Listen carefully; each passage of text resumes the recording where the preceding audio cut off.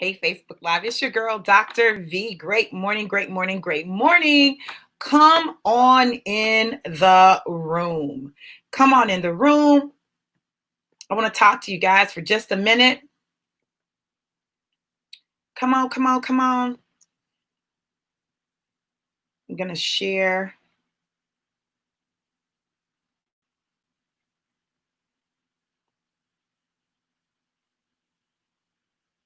Hey, you guys.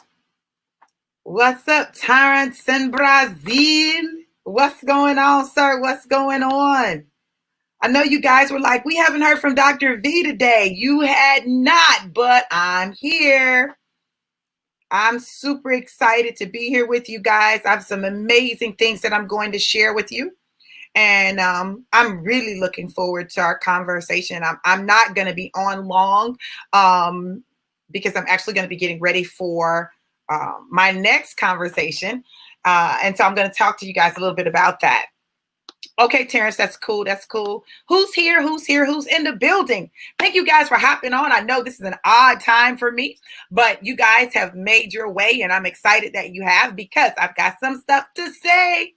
Let's give them something to talk about. I'm giving them something to talk about. So you guys, listen, today at 11 a.m., so in just about 15 minutes, I'm going to be going live with none other than Pastor David Gerald Scott, my boy. Yes. We're going to be going live on his Facebook. We're going to be talking and continuing the conversation. Hey, Kevin, how are you? We're going to be continuing the conversation. I'm excited about it.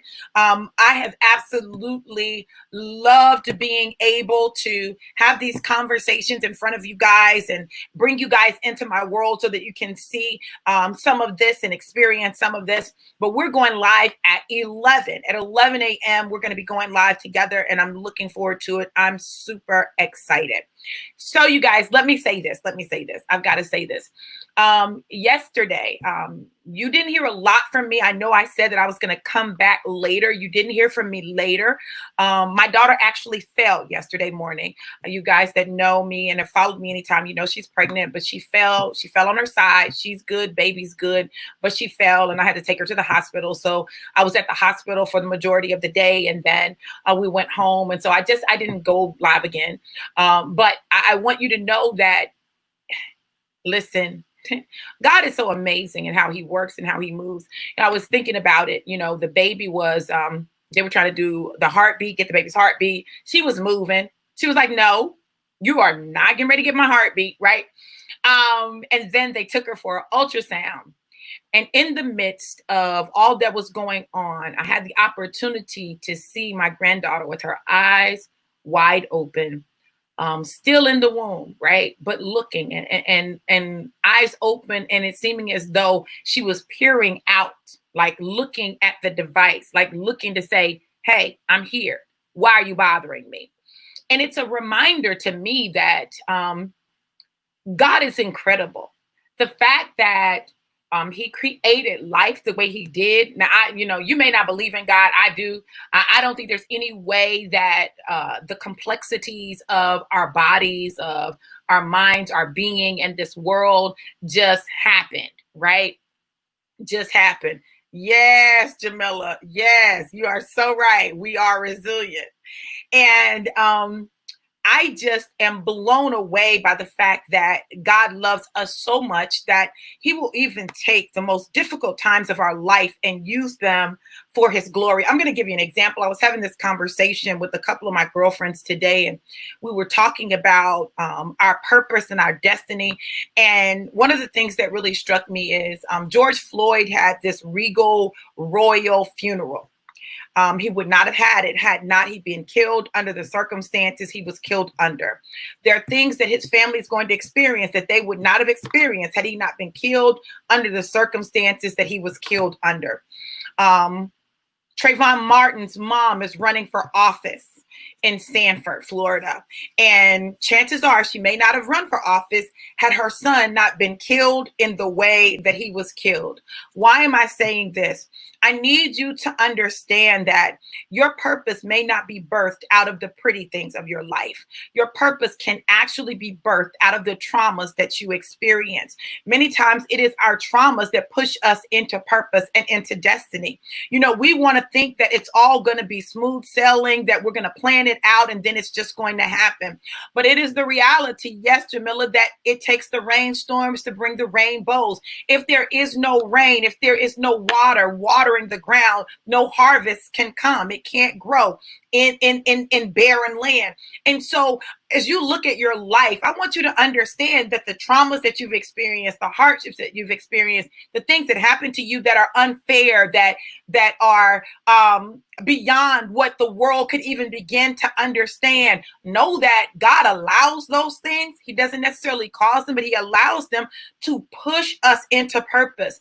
And so I hope that you guys will tune in at 11, because I'm going to be sharing some things and how I believe that God has used all the things that have been going on to push me in some areas that I just was good on. Okay. Like I was like, I'm good.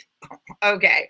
And I believe that he does it so that we can be a light, so that we can be an example to other people. If there's nothing else that you guys take away from following me and watching my videos, my prayer is that you will take this away. And that is that you were created for a specific purpose and for a specific people. There are people waiting for you to show up the way God created you. There are people waiting for your voice to be heard. There are people that are waiting for you. So it is your job, right, to simply show up and show out and allow God to get the glory. You don't have to agree with everything I say. You don't even have to like me. I really don't care if you like me. That's irrelevant. But maybe I'll say something that will provoke a thought for you or remind you that God needs you to be unique. He needs you to be you. He doesn't need you to be a mini Dr. V. He needs you to be you. Hey, David. And so that's my prayer. Right? That's my prayer. Anyone who has known me any length of time will tell you Dr. V is consistent. I'm consistent. Listen, I'm going to love everybody. I might not agree with you, but I'm going to love you. I'm going to respect your right to have your opinion. I might not agree with it, but I'm going to respect your right to have it. Right? And I believe that if we can get to the place where we can really understand that relationship requires us to put something in. You can't have a relationship and there's no skin in the game. You can't. Like, I'm not interested in it. It's so funny. I was having a conversation with my friend and I was telling her, I said, listen, let me tell you what I know about me. This is what I know about me. Y'all, I've taken enough assessments about my personality type to understand this really is who I am, right? Relationship is important to me. And because relationship is important to me, there are things that I need in those relationships. Otherwise, it's not a relationship, it's an acquaintanceship. And I'm good. If we have an acquaintanceship, I'm good with an acquaintanceship. Hey, how you doing? Love you. Bye. I'm good with it. But I want the people who want to be in relationship with me to understand. You can't be in relationship with me and you're just spectating. You can't be in relationship with me and you're not willing to share, right? I can't do that. I can't do relationship without reciprocity. I can't do it. And I'm not interested in it because for me, that's not a real relationship. Not for me. Not one that I desire. And that's okay because it may not be what you desire, right? And it's okay. But you guys listen. I want y'all to hear my heart.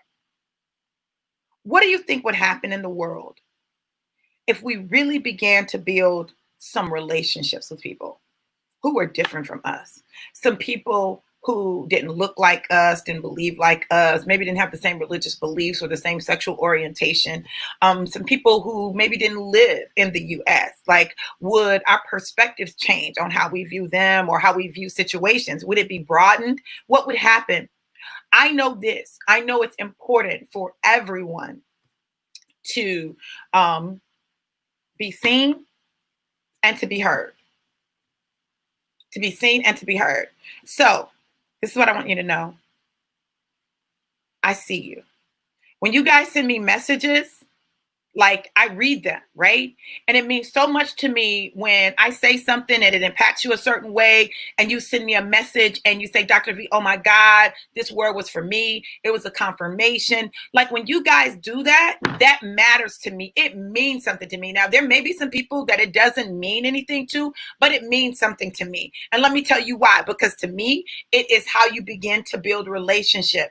I was, someone had commented on one of my videos, and I went back and I went to message her, and I saw that we had been in communication some years ago. We were in the same company. She wasn't on my team. She wasn't in my downline, but she needed help with something, and I helped her. And I was pleased because it reminded me that this thing called life is not superficial for me, and it's not just about me benefiting. Make your life about more than just you benefiting and about benefiting the world. And I promise you, you can't go wrong, right? Even if you hit bumps and there are challenges, you can't go wrong. So with that said, tune in at 11, you guys. Don't miss this. This is going to be so freaking good. My boy, Pastor David Gerald Scott, come through. We're going to be able to have a conversation. He's going to get to interview. He's going to ask me anything he wants to ask me. And we're going to have a conversation. I'm excited about it. I hope you are. Listen, I love you guys to life and life more abundant. Be blessed. Mwah.